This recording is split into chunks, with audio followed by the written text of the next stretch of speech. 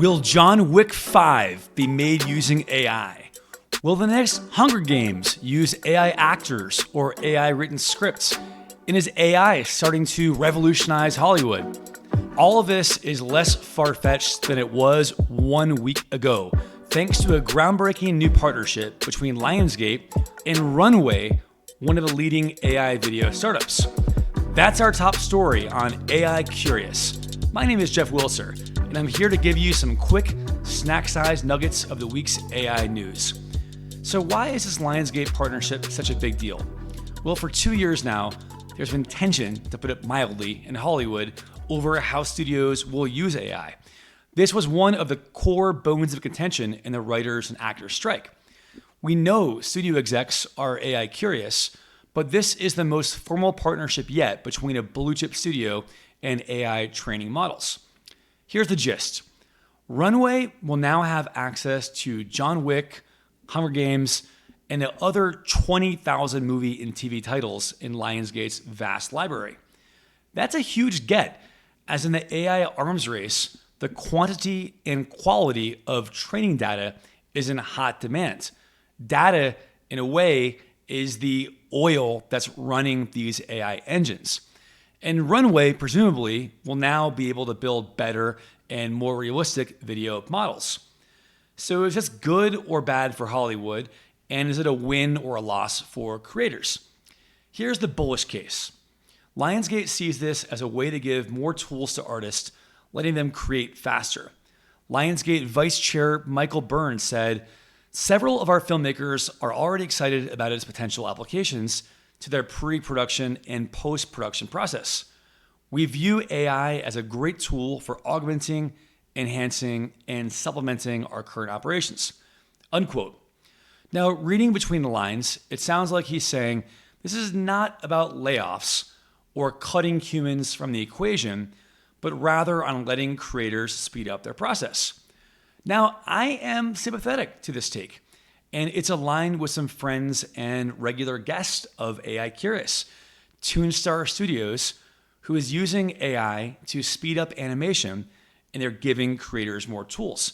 They view AI as expanding the pie, not shrinking it. And as for the skeptics case, this actually comes from, well, the same source, Lionsgate Vice Chair Michael Burns, who told the Wall Street Journal that he expects this partnership to save the studio, quote, millions and millions of dollars, unquote.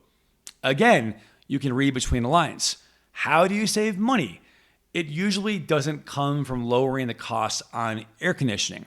These are likely humans who won't be paid. Now, there were many creatives who vented their frustrations with this deal on Twitter/X, such as Reid Southen, a film concept artist and illustrator who has worked on movies like The Matrix Resurrections, The Hunger Games, and he is likely doing the very work that AI might someday replace. Southen tweets, "I wonder how the directors and actors of their films feel about having their work fed into the AI to make a proprietary model.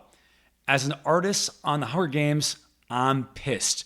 This is the first step in trying to replace artists and filmmakers," unquote. My take, is this good or bad? Well, yes, it's both. And more than that, it's inevitable. As AI gets better and better, we will see more partnerships like this. And the question of how we are fair and equitable to creators, that is crucial. That, of course, is a deeper conversation for a longer episode. And now our next segments in AI news, 3 quick things. Quick thing number 1, the next must-have gadget could come from the guy behind the iPhone. Not Steve Jobs, but the legendary Johnny Ive, the lead designer for the iPhone, iPad, MacBook, basically the flagship products of Apple's glory days. Ive, who left Apple years ago, is now teaming up with Sam Altman to build a top-secret AI-powered something. We don't really know what it is. Is it a phone? Is it an AI-powered harmonica? We don't really know.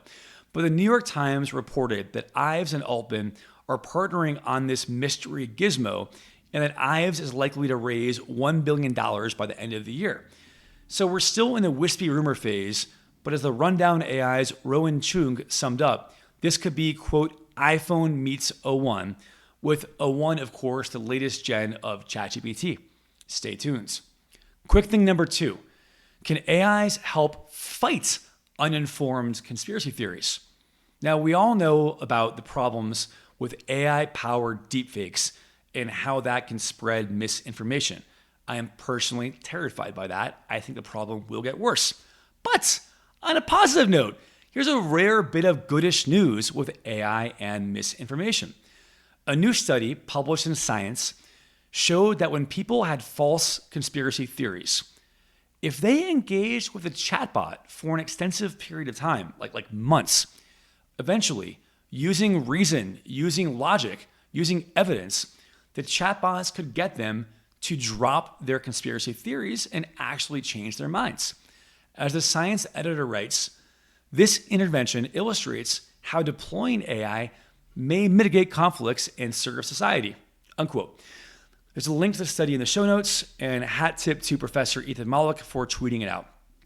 Finally, quick thing number 3, a cautionary tale about using AI in your workflow, and this comes from me. To peel back the curtain, I am now trying to walk the walk and use AI more in my regular workflow, including for this podcast. I'm using ChatGPT to write the YouTube descriptions and show notes. For the most part, it's helpful and it saves me a ton of time, and I'm really happy I'm doing it. And frankly, writing descriptions of what I've already done is not exactly the fun writing I enjoy doing.